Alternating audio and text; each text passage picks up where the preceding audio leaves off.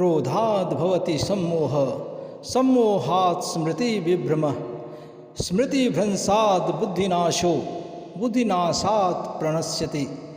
अर्थात क्रोध से मनुष्य की मति बुद्धि मारी जाती है, यानी वह मूढ़ हो जाता है अथवा उसकी बुद्धि कुंद हो जाती है। इससे स्मृति यानी कि यादाश्त भ्रमित हो जाने के कारण मनुष्य की बुद्धि नष्ट हो जाती है और बुद्धि का नाश हो जाने पर मनुष्य खुद अपने ही नाश कर बैठता है। आज जिहादियों या आतंकियों के संदर्भ में हजारों वर्ष पहले कहा गया भगवान श्री कृष्ण की ये वाणी 100% सत्य साबित हो रहा है। दोस्तों, आइडियल एंड क्लियर अंडरस्टैंडिंग यानी कि ICU में आपका स्वागत है। आज हम जब अपने चारों ओर देखते हैं तो हमें हिंसक प्रवृत्ति में उबाल सा दिखाई देता है। हमारे देश में जो विकृत मानसिकता वाले लोग हैं, जिन्हें हम जिहादी के नाम से जानते हैं, वे इतने कट्टर होते हैं कि उन्हें सही और गलत में कोई फ़र्क दिखाई नहीं देता है। उनकी मानसिकता ऐसी बना दी गई है कि वे अपने को धरती पर अल्लाह का दूत समझने लगे हैं और इसलिए वे जो कुछ भी करेंगे वो उनके अल्लाह की मर्जी होती है और उन्हीं को खुश करने के लिए वे नृशंस हत्या व कई प्रकार के अनैतिक कार्यों को खुलेआम करते हैं। इसलिए प्रश्न है कि इनको ऐसी शिक्षा मिलती कहाँ से है? आखिर इनके धर्म ग्रंथ कुरान एवं हदीसों में क्या लिखा है जो पढ़ने के बाद वे इंसानियत के दुश्मन बन जाते हैं?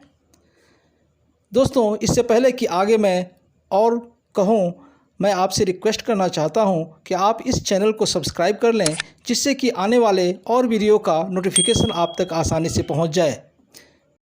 दोस्तों, हम पूजा करने मंदिर जाते हैं या फिर कई लोग अन्य धार्मिक स्थल पर जाकर या फिर अपने घर में पूजा पाठ करते हैं और जब पूजा समाप्त होती है तो हम लोगों में प्रसाद वितरण करते हैं और लोग भी बड़े श्रद्धा से प्रसाद ग्रहण करते हैं। लेकिन मेरे समझ में ये नहीं आता है कि आखिर ये जिहादी जुमे यानी कि शुक्रवार को मस्जिद से निकलने के बाद पत्थरबाजी, हिंसा व गाली गलौज क्यों करने लगते हैं। यहाँ मैं उल्लेख करना चाहूँगा श्रीमद् भागवत के उस श्लोक का जिसमें श्री कृष्ण हजारों वर्ष पहले ही ऐसे आसुरी प्रवृत्ति के लोगों यानी कि आज के संदर्भ में जिहादियों की मानसिकता के बारे में पहले ही बता दिया था। श्री कृष्ण कहते हैं, असत्यम प्रतिष्ठम ते जगदाहुर्नीश्वरम अपरस्पर संभूतम किन्मयत का मुहैतकम। अर्थात वे कहते हैं कि यह जगत मिथ्या यानी कि झूठा है, इसका कोई आधार नहीं है और इसका नियमन किसी ईश्वर द्वारा नहीं होता। उनका कहना है कि यह कामेक्षा यानी सेक्सुअल एक्टिविटीज़ से उत्पन्न होता है और काम यानी कि सेक्स के अतिरिक्त कोई अन्य कारण नहीं है। शायद इसलिए इनके मजहब में कामेक्षा यानी कि सेक्सुअल एक्टिविटीज़ को इतना महत्व दिया गया है। जिस प्रकार से काम यानी कि सेक्स के आगे इनके सारे रिश्ते नाते समाप्त हो जाते हैं, यह बात हजारों वर्ष पहले कही गई श्री कृष्ण वाणी की पुष्टि करता है। हम सबकी बहन और देश की बेटी नुपुर शर्मा ने उनकी दुखती रग पर जैसे ही हाथ रखा, ये जिहादी तिरमिला उठे और सर तन से जुदा का नारा बुलंद करने लगे, यानी कि ये खुलेआम धर्म और मजहब के नाम पर महिलाओं को अपनी कामेक्षा यानी हवस की पूर्ति का साधन बनाकर रखें, हिंसा और उपद्रव करें, लेकिन कोई इन्हें सच का आईना न दिखाए, वरना ये सर तन से जुदा की खुलेआम धमकी देते हैं।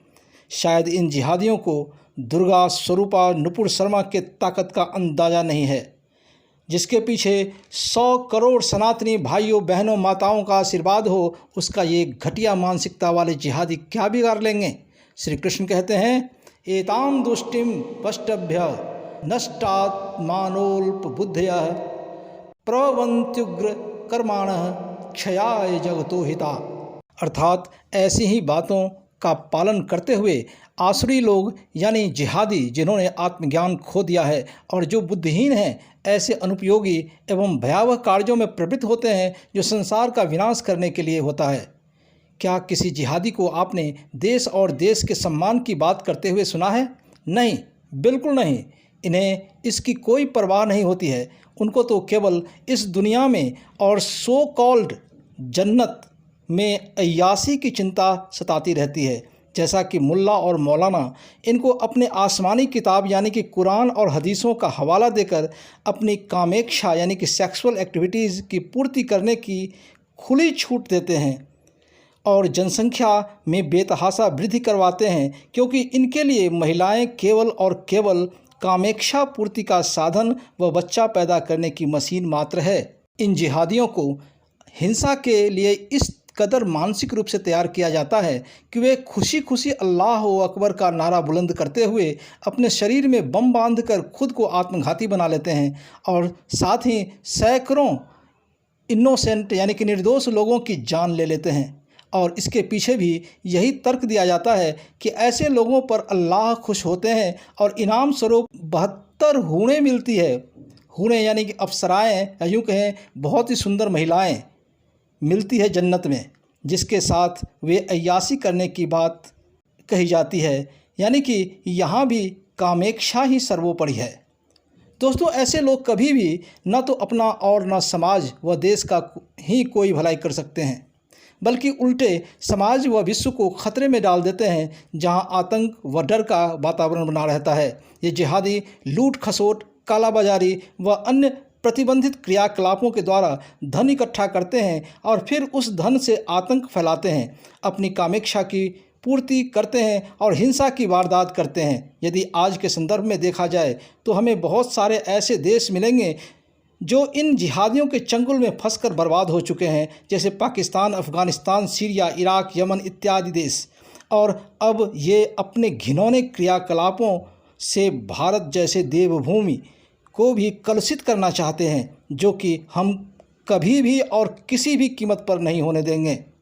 हमारे यहाँ परंपरागत रूप से प्राचीन समय से ही महिलाओं को समान अधिकार दिए गए हैं, बल्कि इससे भी बढ़कर हमारी संस्कृति में महिलाओं को देवी का दर्जा दिया गया है। दोस्तों, आपने श्रीमद् भागवत गीता का यह प्रसिद्ध श्लोक तो अवश्य पढ़ा होगा अथवा सुना होगा, जिसमें भगवान श्री कृष्ण कुरुक्षेत्र के युद्ध भूमि में अर्जुन से कहते हैं, यदा यदा हि धर्मस्य ग्लानिर्भवति भारत अभ्युत्थानम धर्मस्य तदात्मानं सृजाम्यहम्। अर्थात, हे भारत, हे अर्जुन, जब जब धर्म का क्षय या नाश होता है और अधर्म में वृद्धि होती है, तब तब मैं श्री कृष्ण धर्म के अभ्युत्थान के लिए, धर्म के उदय के लिए स्वयं की रचना करता हूँ, अर्थात अवतार लेता हूँ। परित्राणाय साधूनां विनाशाय च दुष्कृतां धर्म संस्थापनार्थाय संभवामि युगे युगे। अर्थात धार्मिक व सज्जन पुरुषों के कल्याण के लिए और दुष्कर्मियों के विनाश के लिए, धर्म की स्थापना के लिए मैं श्री कृष्ण युगों युगों से प्रत्येक युग में जन्म लेता आया हूँ। तो हे सनातनियों, बस अब समय आ गया है कि हम अपनी मातृभूमि और सम्मान की रक्षा के लिए भगवान श्री कृष्ण का ये वचन याद करें और इस धर्मयुद्ध में अपना सर्वोच्च बलिदान देने के लिए तैयार रहें और इन दानवीय प्रवृत्ति वाले जिहादियों का समूल अंत कर दें और अपनी चिंता बिल्कुल न करें, क्योंकि श्री कृष्ण कहते हैं, सर्वधर्मान् परित्यज्य मामेकं शरणं व्रज अहं त्वा सर्वपापेभ्यो मोक्षयिष्यामि मा शुचः। अर्थात, संपूर्ण धर्मों का आश्रय छोड़कर तू केवल मेरी शरण में आ जा, मैं तुझे संपूर्ण पापों से मुक्त कर दूंगा, चिंता मत कर, क्योंकि मैं ही आदि हूँ और मैं ही अंत हूँ।